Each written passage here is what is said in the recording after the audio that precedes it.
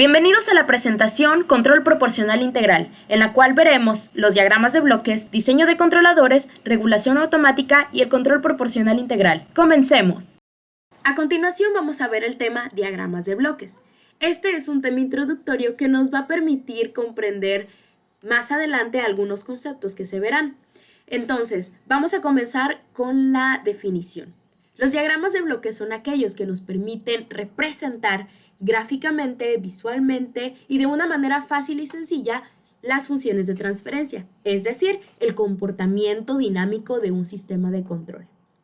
Las funciones de transferencia relacionan las entradas y las salidas de dichos sistemas y se representan de una manera algebraica, ya que la manera original de representar un comportamiento dinámico es con ecuaciones diferenciales, las cuales no son sencillas de trabajar en los cálculos. Es por ello que se hace un cambio a el dominio de Laplace para obtener así expresiones algebraicas que sean fáciles de trabajar.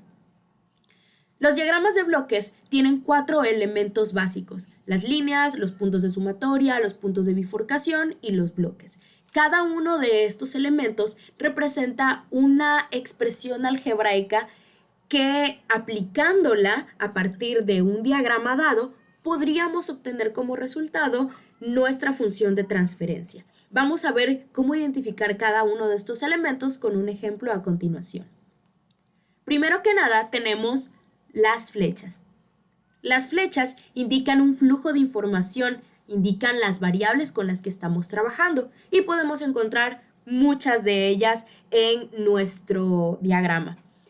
También podemos encontrar puntos de sumatoria. Estos puntos indican que el flujo de información de salida de esos puntos es igual a la sumatoria de los flujos que le anteceden, ya sean positivos, ya sean negativos. Se tiene que tomar en cuenta el signo al momento de sumar estos flujos de información.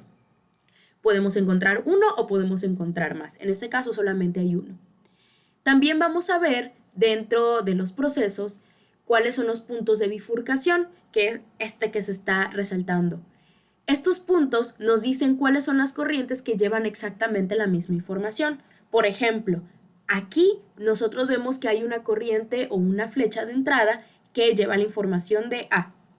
Y después esta se divide en dos flechas, una que va a G1 y otra que va a G2.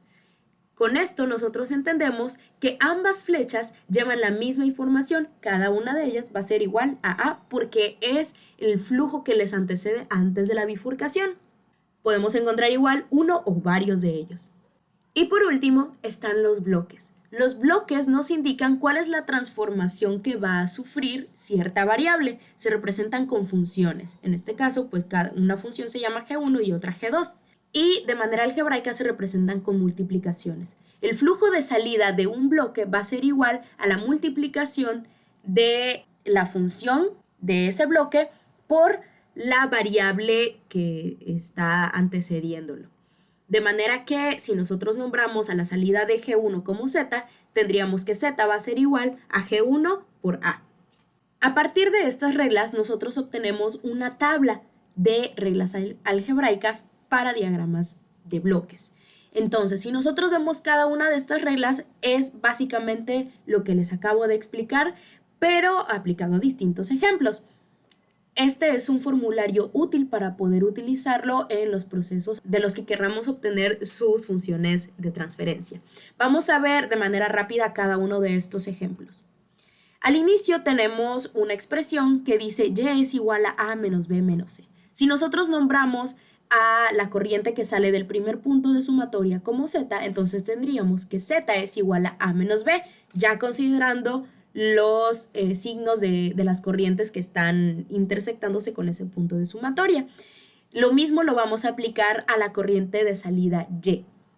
De manera que si nosotros hacemos sustituciones, encontramos que Y es igual a A menos B menos C. De la misma manera, aplica en la siguiente, pero en este caso aplicando la regla de los bloques. Recordemos que en los bloques se aplican multiplicaciones, así que al final, con sustituciones se obtiene que Y es igual a A por G1 por G2. Vamos a seguir aplicando estas reglas, tanto la de las bifurcaciones como la de los bloques, y es así como obtenemos las funciones de transferencia de los diagramas de bloques. Diseño de controladores.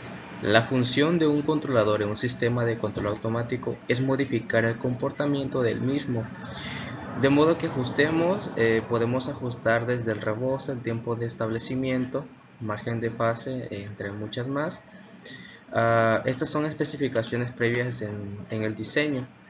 Entonces, esto es lo que nos va a permitir este controlador, poder controlar de manera automática. Procedimientos de resolución de un diseño de control.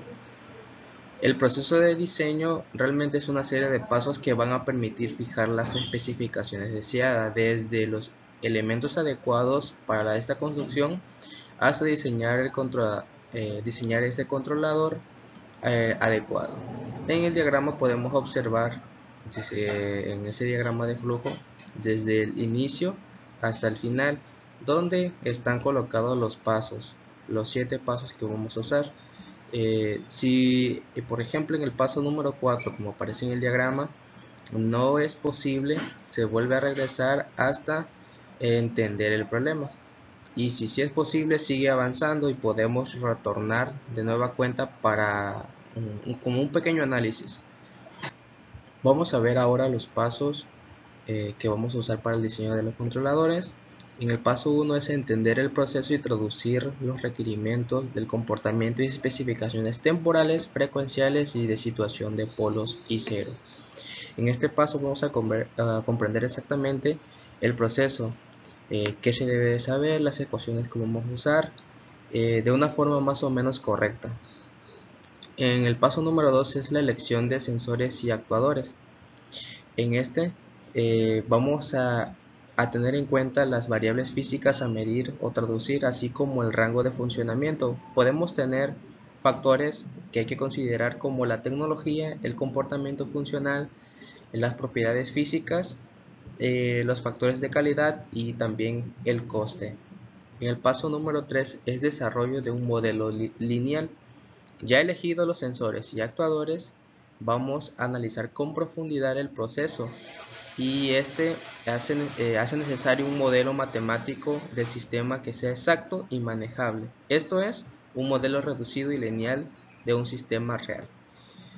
El paso número 4 es el diseño de controlador sencillo tipo PID y red de atraso-adelanto. Aquí vamos a diseñar y vamos a usar el diagrama de Bode y el lugar de las raíces para hacerla una de las ideas de la complejidad del sistema. Este puede tornarse dos cosas, o que sea muy sencillo y hacer el diagrama ya de una vez, o puede que también tengamos problemas a hacer el diagrama y tenemos que volver, por ejemplo, al paso 2 para encontrar el problema del diseño que requiera, por ejemplo, modificar un sensor o un actuador escogido. El paso número 5 es los otros tipos de controladores. Si el diseño obtenido en el paso número 4 no es el correcto, entonces tenemos que usar otro tipo de controlador más complejo, como pueden ser control óptimo, robusto y adaptivo. En el paso número 6, la simulación del control diseñado. Una vez ya tenido este diseño, lo que vamos a hacer es simular el control. Puede ser en algún programa, etcétera, pero lo ponemos en funcionamiento por medio de computadora. El número 7 es la construcción del prototipo. Si ya todo se queda muy bien, podemos construir ese prototipo que permita comprobar que efectivamente se diseñó y su funcionamiento es de manera correcta en el sistema real. Antes de adentrarnos en lo que es la regulación automática y lo que es un proceso, hablaré acerca de que en la era industrial los controles de proceso tenían una menor exactitud, debido a que estos se llevaban a cabo mediante la intuición y la experiencia acumulada de quien era el que manipulaba estos procesos, que era un operario, quien era realmente el instrumento de control de estos procesos. Por lo cual, pues como mencioné, tenía una baja calidad de estos procesos. Con el paso del tiempo, el mercado me exigía una mejor calidad en la fabricación de las piezas, perdón, por lo cual se llevaron a cabo nuevas teorías para explicar el funcionamiento de los procesos y de las cuales se fueron derivando estudios analíticos para tener un mayor control de estos procesos, con lo cual se llevó a cabo la regulación automática de los procesos, que permitía la automatización del proceso, un mayor rendimiento en los procesos y una alta calidad. Bien. Entonces, entendiendo esto, ¿qué es el proceso? Esto se define como un sistema que ha sido desarrollado para llevar a cabo un objetivo, es decir, que el tratamiento de un material mediante una serie de operaciones específicas estén destinadas a llevar a cabo la transformación de este material. Bien. Entendido esto, aquí a continuación les presento lo que es un diagrama de bloques de un sistema de control industrial, por el cual está conformado por un controlador que se encarga de detectar la señal de error, el actuador que es el que es alimentado por la salida del controlador, y tenemos el sensor o el elemento de medición que es el que convierte la variable de salida en otra variable que sea manejable, como podría ser el desplazamiento, la presión, el voltaje. Bien, ahora tenemos la clasificación de estos controladores. Y estos pueden tener dos tipos de clasificaciones. Puede ser mediante la acción de control, que se puede decir que son de dos posiciones, proporcionales, integrales, derivativos o integrales derivativos. O por su tipo de energía, que podría ser neumática, hidráulica o electrónicos.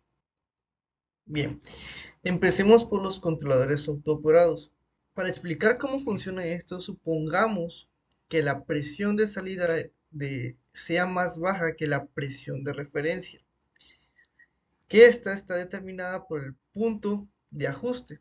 Por lo tanto, la fuerza de tensión va hacia abajo y es mayor que la fuerza de tensión que va hacia arriba, por lo cual producirá un movimiento por debajo del diafragma y esto hará que aumentará la velocidad de flujo y elevará la presión de salida. Una de las características de estos tipos de controladores es que no son complejos, estos son de una sola unidad y son de un bajo costo. Tenemos los de dos posiciones, que o por otro nombre que se conoce sería encendido apagado, o en inglés que sería on-off, que estos, igual que los autooperados, son relativamente simples y baratos. Estos funcionan mediante la señal de salida del controlador, que será UT, y la señal del error, que será ET, donde UT es igual a U1 y U2, y el valor de UT será un valor que ya sea máximo o mínimo, dependiendo de la señal de error sea positiva o negativa. También tenemos los controladores proporcionales, que esta relaciona la salida con el controlador y la señal de error, que es ET, donde será que la señal de salida UT será igual a Kp por ET, que Kp no será más que nada que la ganancia proporcional del proceso. Ya explicaremos adelante a qué es igual a ET. Y por último tenemos los controladores integrales, que estos son de los operadores más populares en la industria, ya que tienen como propósito disminuir y eliminar el error en estado estacionario. Estos funcionan mediante la derivada de U en T en dt, y que es igual a KI por ET, que KI no es más que el punto ajustable del proceso. Para entender un poco más cómo funcionan los controladores, veremos un ejemplo con un proceso de nivel de tanque, donde tenemos nuestra válvula de entrada, que será nuestra válvula de control, y que esta será de 0 a 100% o de 0 a 0.1, donde tendremos nuestra válvula de salida, que esta será nuestra variable de perturbación. Esta se mantendrá con una apertura fija, es decir, que la salida de su fluido será constante. El tanque también tiene que tener un sensor de nivel, el cual se va el cual le va a informar al controlador, que en este caso será un controlador proporcional, y este recibirá una señal del set point, el cual mandará nuevamente la señal a la válvula de entrada, que será nuestro elemento final de control. Entonces, nuestro sistema de lazo cerrado del sistema, donde el proceso será el tanque. Por lo tanto, la salida del controlador será la salida YT. Esta nos dará un punto de referencia, que nuestro punto de referencia será el set point, que es RT. Y la diferencia entre el set point y la salida, que en este caso será YT, que como mencioné anteriormente es YT. Entonces, hablando en términos del tanque, tendremos que la abertura de la válvula será igual a la ganancia proporcional, que será Kp, que se multiplicará por la altura de referencia, que la altura de referencia será el set point, menos la altura actual que tenga el nivel de tanque, que es decir, el nivel que tenga nuestro tanque. El control proporcional integral, también conocido como PI, es uno de los más populares en la industria y tiene como objetivo disminuir y eliminar el error en estado estacionario. Este consta de una ganancia proporcional y de un término integral. La ganancia proporcional da estabilidad y respuesta de alta frecuencia y el término integral asegura que el error promedio se lleve a cero. Este control actúa cuando existe una desviación entre la variable y el punto de control. A continuación observamos un diagrama de bloques de un controlador proporcional integral, donde ES es la señal del error y US es la salida del controlador. Aquí observamos que en la señal del error se encuentra una función escalón unitario, por lo que esto permite que la salida del controlador se convierta en la figura C, que es la salida de la acción del control proporcional integral. La ecuación que describe la acción del control proporcional integral es la siguiente, donde Kp es la ganancia proporcional, Et es la señal del error o entrada del controlador y el tiempo integral, que es el Ti. Esta ecuación puede ser descrita de otra manera factorizando el Kp, que es la ganancia proporcional. Sin embargo, en ciertos simuladores no encontramos este término Kp sobre Ti, y encontramos KI, que vendría siendo lo mismo porque KI es la ganancia proporcional entre el tiempo integral.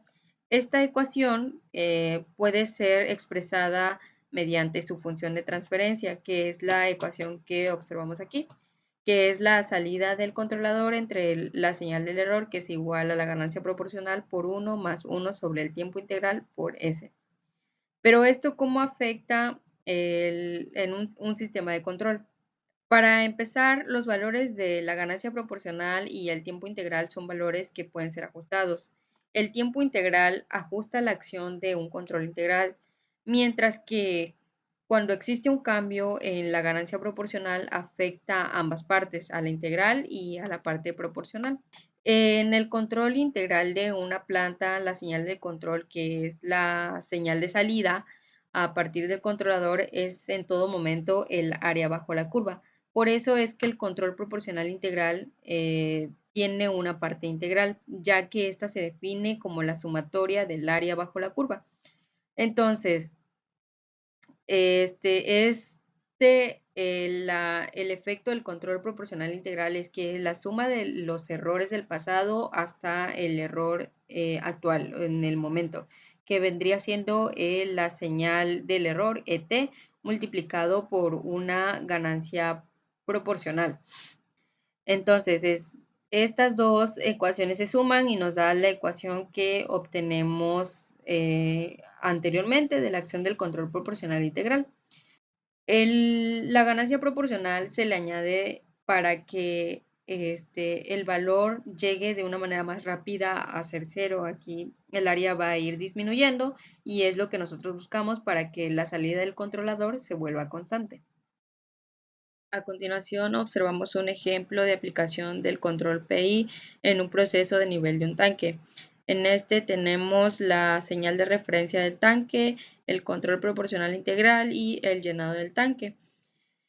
El diagrama de bloques que está a un costado muestra la entrada RT y la señal del error ET, donde este se va a ir a la constante I, KI, y luego pasará por la integral del error, que posteriormente la salida permitirá que se sume con la constante proporcional y nos dará la salida del controlador UT. Este proceso, cuando el error se convierte en 0, el Kp se convertirá en 0. Sin embargo, el error va a seguir pasando por el Ki y la integral, lo que permitirá que la salida del controlador se vuelva constante. Cuando esta se vuelva constante, se podrá llegar al Yt, que es la señal de referencia, y esta llegará a ser idónea cuando esta se iguale con la entrada RT. Aquí encontramos las referencias utilizadas. Muchas gracias.